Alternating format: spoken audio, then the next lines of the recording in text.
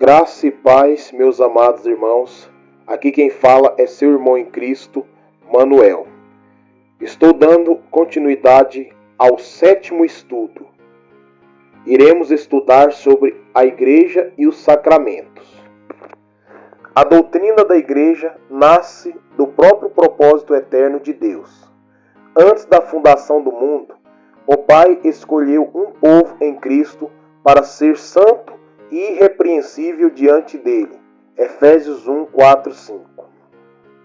Esse povo não é uma ideia abstrata, mas uma comunidade real, reunida pela palavra, regenerada pelo Espírito e guardada pela graça até a glória final.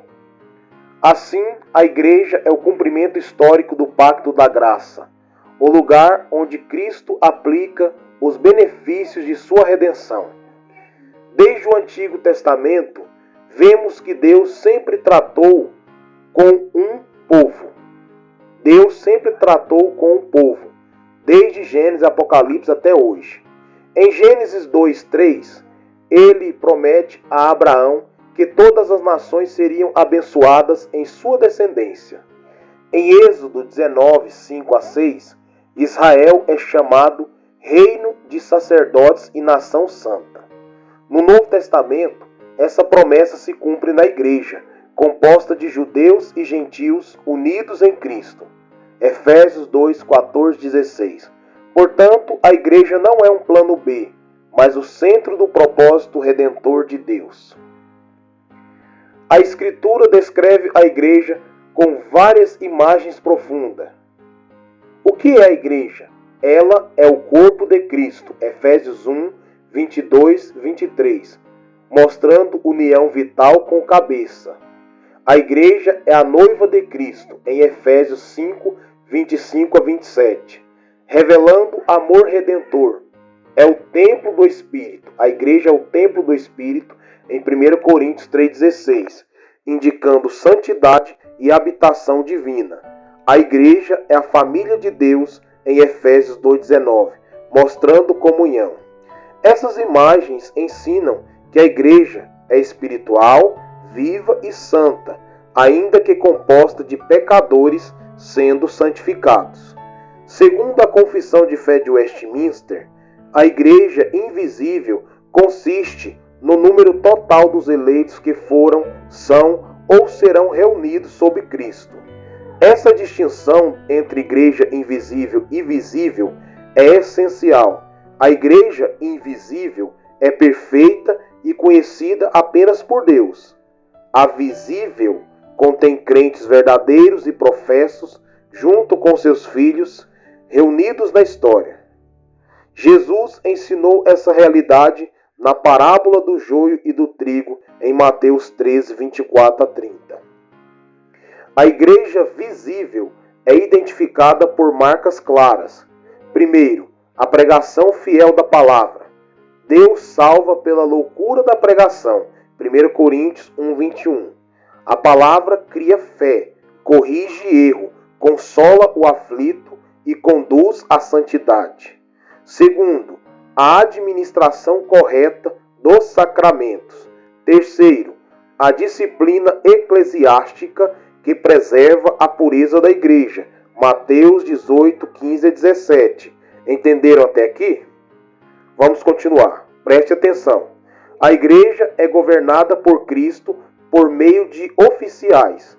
Ele concedeu pastores e mestres para a edificação do corpo. Efésios 4, 11 a 12. Esses oficiais não são mediadores de graça por si mesmos, mas instrumentos para ensinar, pastorear e guardar o rebanho. O poder deles é ministerial e subordinado à Escritura. Dentro da vida da Igreja, Deus instituiu os sacramentos como sinais e selos da graça. Deus instituiu os sacramentos como sinais e selos da aliança.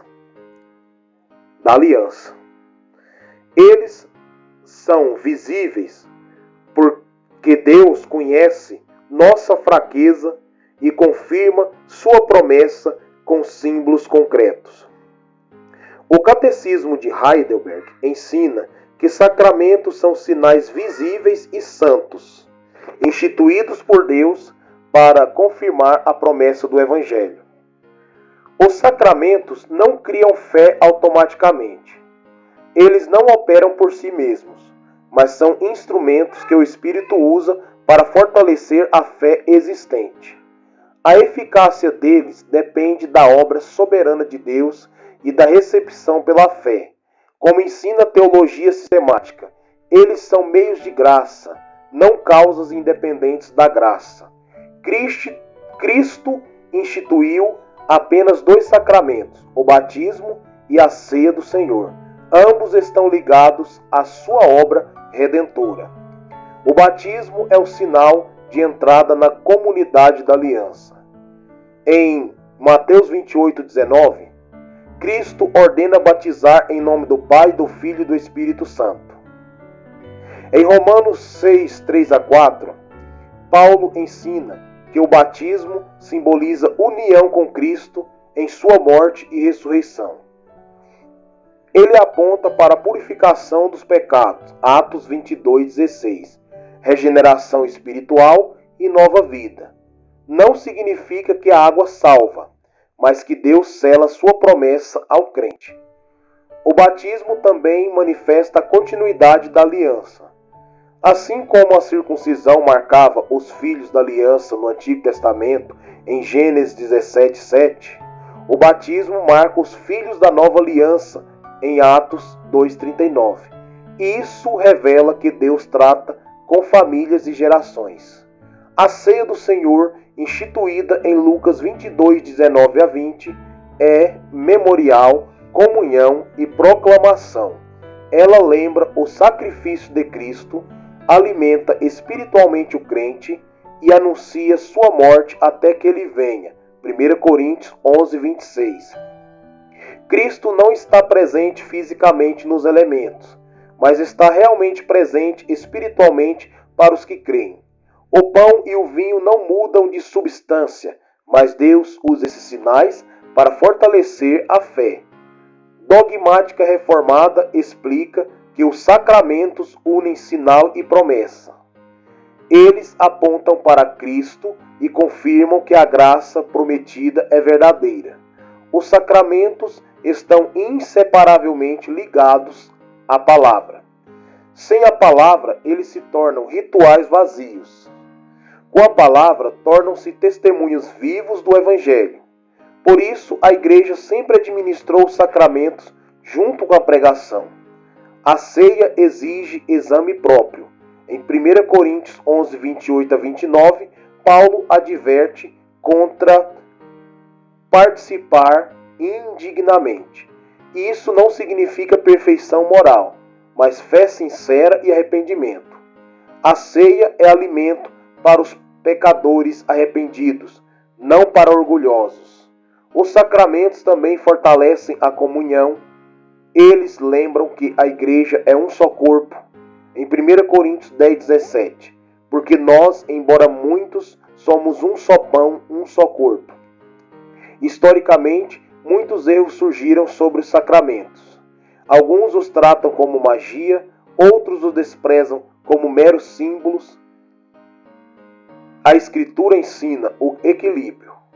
Eles são sinais reais e eficazes pela fé. A igreja vive entre 2 tempos, já redimida e ainda aguardando a glória. Os sacramentos apontam para o futuro. O batismo lembra a nova criação. A ceia antecipa o banquete do Cordeiro. Apocalipse 19:9. Na prática, essa doutrina chama o crente a amar a igreja local, a ouvir a palavra com reverência, participar fielmente da ceia e lembrar do batismo como testemunho da fidelidade de Deus. A igreja não é perfeita na terra, mas é preciosa porque pertence a Cristo. Cristo prometeu: edificarei a minha igreja e as portas do inferno não prevalecerão contra ela. Mateus 16:18. Ele sustenta sua igreja pela palavra e pelos sacramentos até o dia em que a apresentará gloriosa, sem mancha e nem ruga. Efésios 5:27. Deus abençoe você que assistiu até aqui. Espero que esse estudo tenha te edificado bastante, você tenha aprendido bastante e aplica esse estudo para a sua vida, tanto espiritual e física, para a glória de Deus. Deus abençoe, até a próxima.